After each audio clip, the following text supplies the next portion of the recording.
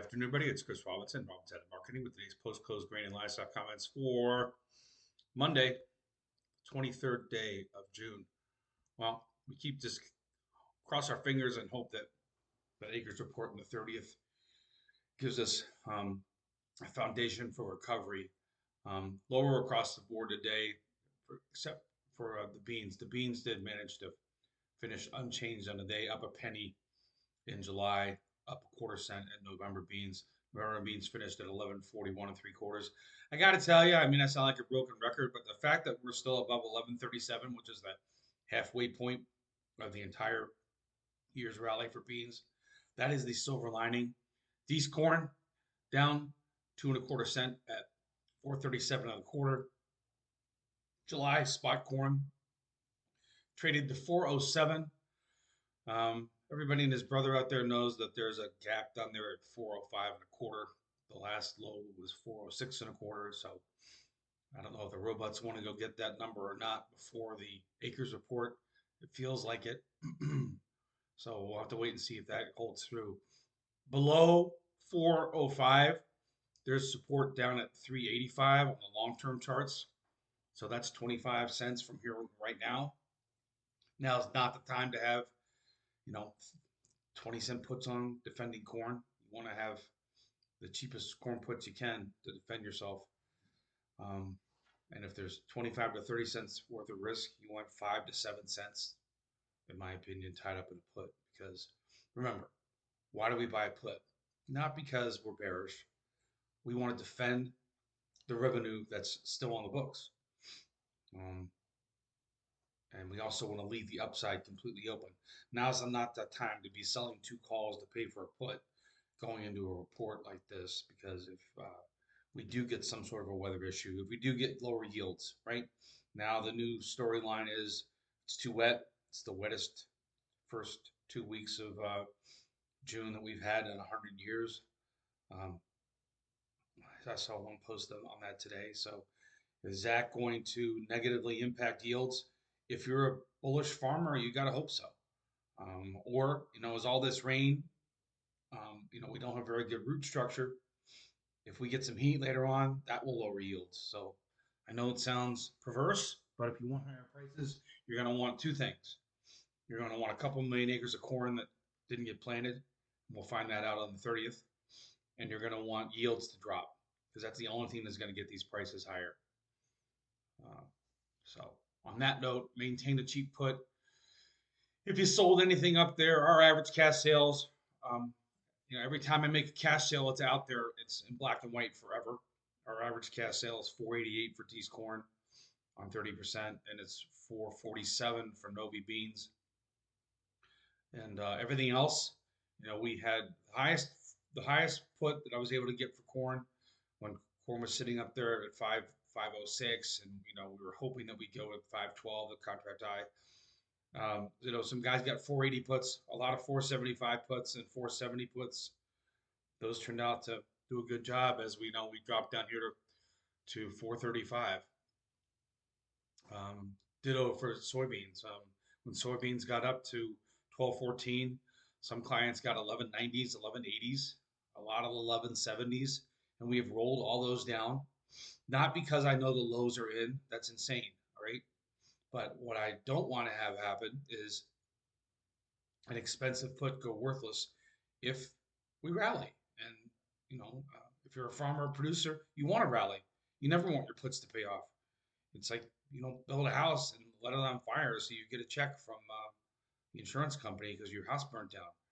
You want to hold that value. And so you've got to be aware of how much you're spending versus on how much risk is there right now. So now's not the time for expensive puts. I don't believe it's the time to say, don't worry, the worst is behind us. Because what if you're wrong? Right? Everybody has an opinion. What if your opinion costs you money? So there's still a lot of meat on the bones for beans. Nobody wants to go back down to 1055. That's where we were beginning of the year. These corn, the damage has been done, but there's still, like I said, 25 to 30 cents worth of risk if corn gets stupid here. So defend what you can. Changes in wheat. July wheat finished down 10 and 3/4 cents in Chicago, finished down 15 cents in Kansas City. We had gotten really good bounces last week after the flush. We had a 38% recovery of the sell-off. We dropped $1.17 in July wheat. We were able to claw back a big chunk of it, 38% of it. We've not been able to hold on to it, but I think that's going to be the goal here for bulls as we wait and see what happens on the acres report. So, all right, I can probably wrap up the grains, saying that right there. Maintain your puts. If you make cash sales or if you're an end user, take a look at meal. If you use a lot of meals out there, yeah, meal could go lower. But if I'm in an operation where I use a lot of meal, we've just had a big sell-off here. The calls are cheap. And since we don't know where we're going to be 2 or 3 months from now, it might not be a bad idea to get some cheap calls on in case we do get a recovery. And, 2 months from now, you're chasing higher meal if meal happens to recover. In the protein complex, really quiet day. It's funny. We had so many busy, $5, $6, $7 trading ranges in fat cattle, and not so much in fat cattle, but in feeder cattle. Yeah, we had $6, $7 ranges every day. We've had a couple 4-day ranges here.